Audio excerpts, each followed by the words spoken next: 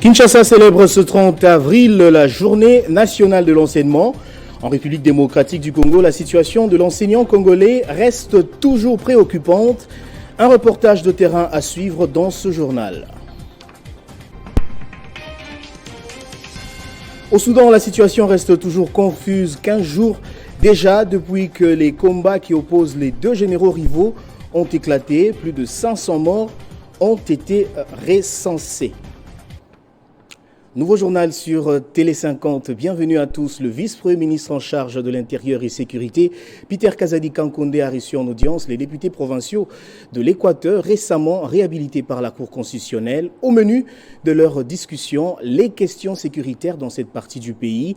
Ces derniers ont promis, à l'issue de leur entretien, d'œuvrer pour le retour de la paix dans leur province. Après leur réhabilitation, les députés provinciaux de la province de l'Équateur sont passés voir le vice-premier ministre en charge de l'intérieur, sécurité et affaires coutumières dans le cadre d'une visite de courtoisie. Profitant de l'occasion, ils ont promis au patron de la territoriale de travailler pour la paix au niveau de leur province. Par la même occasion, ces députés ont passé au peigne fin quelques problèmes au niveau de leur province avec Peter Kazadi Kankonde concernant la sécurité. Les députés provinciaux de la province de l'Équateur qui étaient invalidés, mais réhabilités par la Cour constitutionnelle.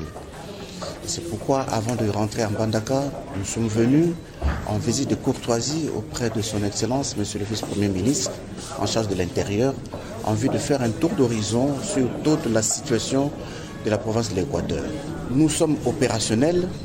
Nous avons vu toute la hiérarchie du pays et nous sommes venus, terminés par le ministre de l'Intérieur, nous sommes opérationnels, nous rentrons à Mbandaka pour occuper effectivement nos postes. Et nous venons de rassurer son Excellence, Monsieur le Vice-Premier ministre, qu'à notre retour à Mbandaka, nous allons consolider la paix.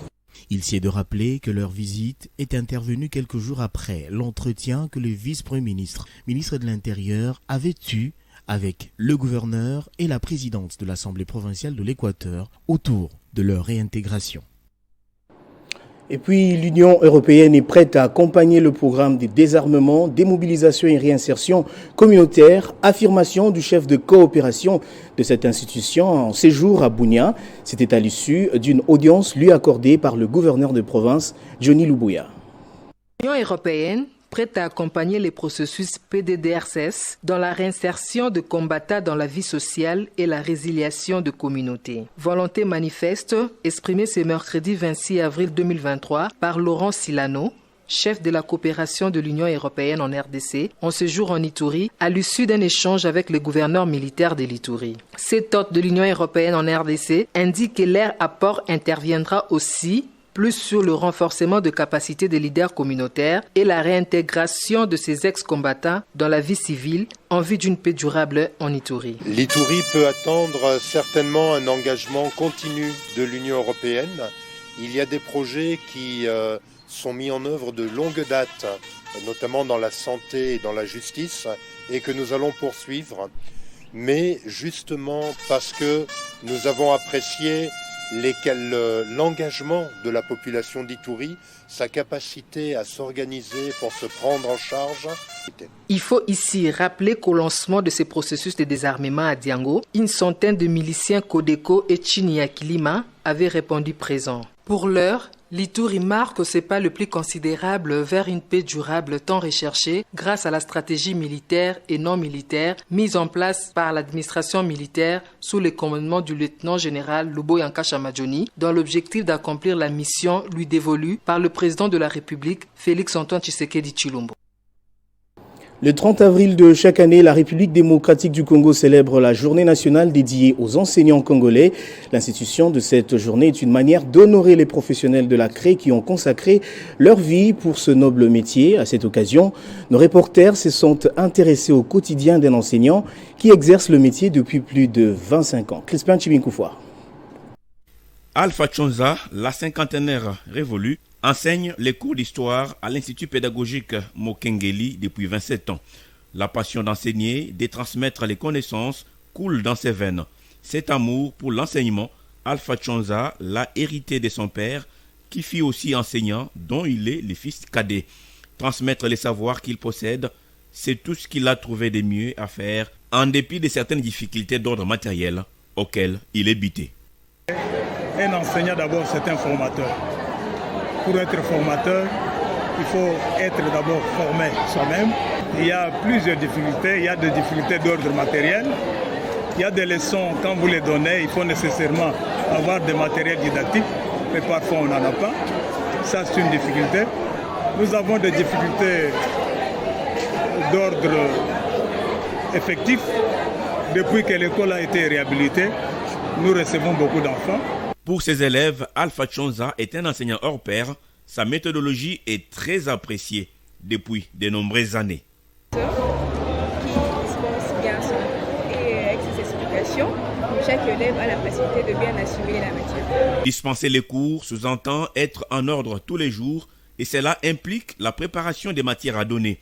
Cet exercice quotidien n'est pas du tout aisé, d'où les cris d'alarme d'Alpha Chonza auprès des autorités congolaises. Ces cinquantenaires leur demandent d'améliorer les conditions de vie des enseignants. Ces dernières années, les enseignants ont multiplié les mouvements des grèves pour obtenir les meilleurs salaires et l'amélioration de leurs conditions de travail. Après plus de 10 ans, le gouvernement actuel a majoré les salaires des enseignants congolais grâce au nouveau barème mis en place. En dépit de cette majoration, nouer les débuts du mois pour un enseignant congolais demeure un casse-tête. Après sa mission officielle à Washington DC, la gouverneure du Lualaba est rentrée au pays par Kinshasa afin de prendre part à la sortie officielle de l'Union sacrée de la Nation, accompagnée d'une importante délégation des cadres de l'Union sacrée Lualaba.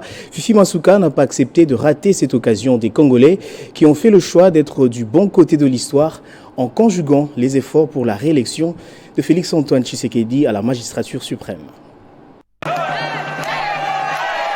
La sortie officielle de l'Union sacrée de la Nation UCN a vécu samedi 29 avril 2023 au stade des Martyrs de la Pentecôte à Kinshasa.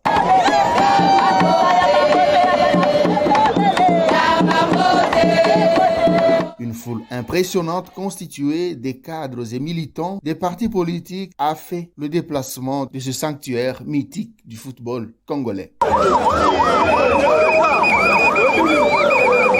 Tous ne jurent que par la conjugaison d'efforts pour la réélection de Félix-Antoine Tshisekedi Tshilombo à la présidentielle prochaine. À l'issue de sa mission officielle à Washington DC, la gouverneure du Lualaba n'a pas accepté de rater ce grand rendez-vous des Congolais qui ont fait le choix d'être du bon côté de l'histoire. Marie-Thérèse Masuka Saini était accompagnée d'une délégation importante constituée des cadres des formations politiques de l'Union sacrée de la Nation UCN Lualaba. La fille aînée de l'Union sacrée de la Nation a tenu à afficher son appui inconditionnel au présidium de l'UCN et à Félix Tshisekedi Tshilombo, de qui elle tire au quotidien l'inspiration pour changer l'image de la province du Lualaba. Tous les exposés des membres du présidium de cette méga plateforme politique ont convaincu le peuple congolais, venu très nombreux sur le lieu, à comprendre la nécessité pour chacun de renouveler sa confiance au chef de l'État Félix Tshisekedi, grâce à qui les efforts de reconstruction de la RDC sont visibles. En dehors des cadres de l'UCN Lualaba, l'autorité morale du Front des indépendants pour la démocratie chrétienne FIDEC et présidente en exercice du regroupement politique ADRP, Marie-Thérèse Masuka s'est fait également accompagner au stade par des milliers de militants de Kinshasa. Parlons encore de la sortie officielle de l'Union sacrée comme plateforme électorale. Le ciel du stade des Martyrs était coloré de toutes les couleurs des drapeaux, des regroupements politiques, des partis politiques venus appuyer cette vision du chef de l'État. Mais il y a une autre présence qui a retenu l'attention durant cette manifestation. C'est la délégation de la fondation Kamweni Mataïla, chère au président de l'Assemblée provinciale du Lualaba. Carton plein au stade de Martyrs pour l'Union sacrée de la Nation. La délégation de la fondation Kamweni Mataïla était très visible. Cette structure appartenant au président de l'Assemblée provinciale du Lualaba, mais aussi le parti de son directeur de cabinet, Congo Debout pour la démocratie, ont démontré leur force de mobilisation, tous derrière Félix Tshisekedi. Tout va très bien. Choisissons les bons côtés. Que la jeunesse du Lualaba vienne avec nous, les leaders de cette province. Allons du bon côté. Je suis fier des réalisations de l'Union sacrée car c'est le symbole de la réussite. Il suffit de voir cette foule pour comprendre que Félix Antoine Tshisekedi est soutenu par les Congolais. Entre-temps, au camp CNCS à Kolwezi, le message de la haute hiérarchie était suivi en direct, chose qui a fait réagir Olga Chikalou, coordonnatrice urbaine de la fondation FKM. Nous étant à Kolwezi, notre soutien s'inscrit derrière le président de la République pour un second mandat. Profitant de leur séjour à Kinshasa, sous la fierté de la sortie officielle de l'Union sacrée, le parti CDA, coordonné par Maître Rado Ilunga, directeur de cabinet du chef de l'organe délibérant du Lualaba, qui est l'autorité morale, fera sa sortie officielle dans le prochain jour dans la capitale. La gouverneure de la province de la Chopo, Madeleine Nikomba Sabangu, dote 18 motos à la police nationale congolaise, PNC Chopo. La cérémonie officielle y afférente a eu lieu devant le gouvernorat de province. Sécurité et la restauration de l'autorité de l'État, pilier majeur du programme d'action de Nikomba Sabangu, en cours de matérialisation sur l'étendue de la province de la Chopo. C'est dans cette optique que la gouverneure de province Madeleine Nikomba Sabangu dote 18 motos à la PNC Chopo au lieu des 15 tels que prévu dans son programme d'action. Pour rappel, grâce à son lobbying, Madeleine Nikomba Sabangu avait remis en décembre 2022 3 jeeps de marque Toyota Land Cruiser 4x4 pimpant 9, dont du président de la République, contrairement à une prévue dans le programme d'action. Le commissaire provincial de la PNC Chopo n'a pas tari d'éloges à l'endroit de la gouverneure. Excellence, nous ne nous lasserons pas de vous remercier pour tout ce que vous faites pour la police. Occasion pour la gouverneure de déplorer les morts enregistrés dernièrement dans sa province et de présenter ses condoléances les plus émues aux familles éplorées avant de rendre hommage au chef de l'État. Je m'empresse à rendre un vibrant hommage à son Excellence, le Président de la République, Félix Antoine Tshisekedi Tshilombo, chef de l'État, qui ne ménage aucun effort pour le maintien de la paix à l'est de notre pays ainsi que dans tout le pays, précisément dans notre province de la Chopo. Elle appelle donc les policiers à en faire bon usage, tout en mettant en garde tous ceux qui tenteront d'utiliser ces motos pour les taxis ou pour tracasser la population. Elle a en outre rassuré ces derniers sur l'approvisionnement en carburant et l'entretien de ces engins. Puis la fondation Anne Bungougé a remis dimanche à Goma son enveloppe contenant une importante somme d'argent pour la poursuite des travaux de construction de la paroisse catholique Bienheureuse à Noirite, dont les travaux avaient démarré depuis plus de 10 ans faute des moyens. C'est dans ce cadre que cette fervente fidèle catholique Anne Bungougé a touché à sa poche pour apporter sa contribution en vue d'achever cette maison de Dieu. C'est au cours d'une célébration eucharistique à la paroisse catholique Bienheureuse à Noirite de Goma que la fondation Anne Bungougé a apporté sa contribution pour la poursuite des travaux de construction de cette église. C'est le coordonnateur de cette fondation, Dieudonné Loubadja Papi, qui a remis cette enveloppe contenant une importante somme d'argent. Il précise que cette fondation est déterminée à poser plusieurs actes de charité.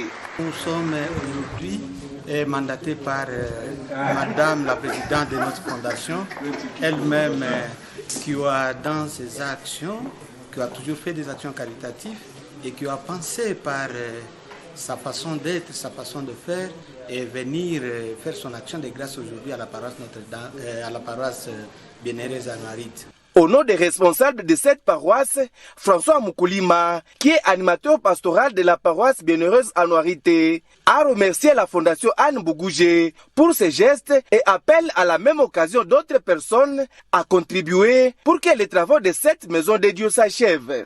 Nous remercions tout d'abord la fondation Anne Bungougé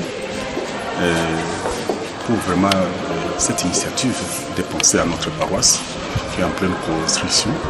Et nous remercions aussi les délégations.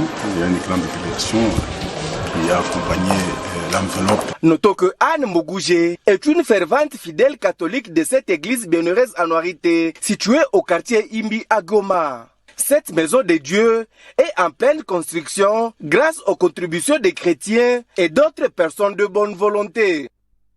En dehors de nos frontières, malgré une nouvelle trêve, les combats font toujours rage au Soudan entre le chef de l'armée, le général Abdel Fattah al-Burhan, et les forces de soutien rapide de Mohamed Hamdan Daglo. Les conflits qui durent depuis le 15 avril a fait plus de 500 morts selon les statistiques officielles. Place au rappel des titres à présent. Kinshasa célèbre ce centre-ville la journée nationale de l'enseignement. En République démocratique du Congo, la situation de l'enseignant congolais reste toujours préoccupante. Vous avez suivi un reportage de terrain dans ce journal. Au Soudan, la situation reste toujours confuse. 15 jours déjà depuis que les combats qui opposent les deux généraux rivaux ont éclaté. Plus de 500 morts ont été recensés. Voilà qui met fin à ce journal, madame et messieurs. Je vous remercie de l'avoir suivi depuis Vitry-sur-Seine grâce à Télé 50.